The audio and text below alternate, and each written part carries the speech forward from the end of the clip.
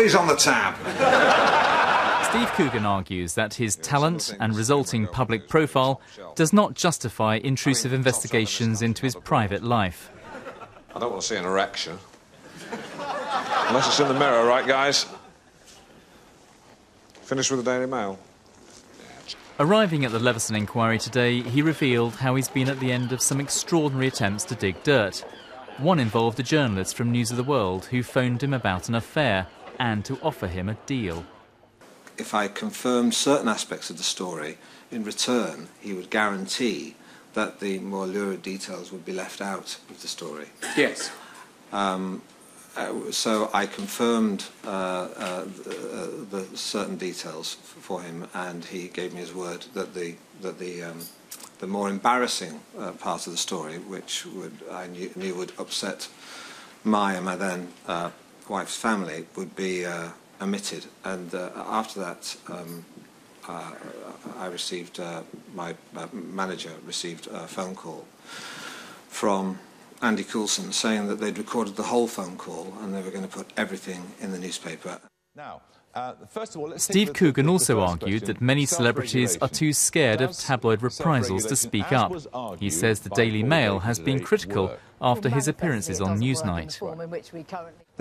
All the Daily Mail are interested in, and all they do, it's commercial interest. It's selling newspapers, and everything's based on who's shagging who. It's not about trying to expose corruption. Well, it's not all about that. That is that. In fact, when I appeared on Newsnight, I mentioned Paul Dacre in a slightly less than flattering light, which is a very unwise thing to do. And the next day, the paper, there's a big story raking up all the old tabloid stories about myself and Hugh Grant. And it appeared to me he'd probably gone to his office and sent a memo around saying, if you want to throw any dirt at Steve Coogan and Hugh Grant, be my guest. In recent days, witnesses have sought to cast the net wider, suggesting that unethical practices and phone hacking was not confined to News of the World. In the summer, Newsnight revealed allegations against the Mirror group of newspapers, allegations which were denied. And there have been whispers about the Sun and the Daily Mail, also denied. So how strong is the evidence of wrongdoing beyond News of the World? If you look at the career histories of some of those arrested so far, it appears logical that the police may yet ask questions of other newspapers. Neil Wallace, Ian Edmondson and James Witherup worked together at News of the World, but before this they were all at the Sunday People, owned by the Mirror Group. This may be an intuitive link, but it hardly amounts to a smoking gun.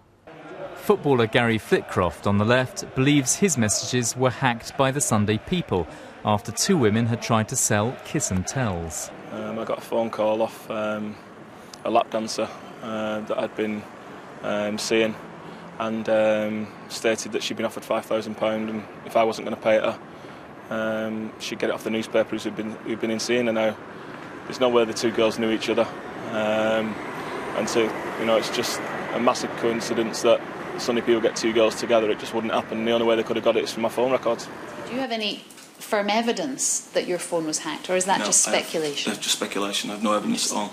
All I can say is that one of the girls lived in Stockport and one lived in Chester. They didn't know each other.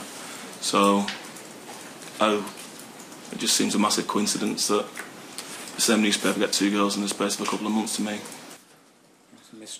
Yesterday, Hugh Grant told the inquiry about his suspicions about a Mail on Sunday story about his alleged affair with a plummy-voiced woman in America. It was untrue, he said, but could have related to jokey phone messages traded with a plummy-voiced friend.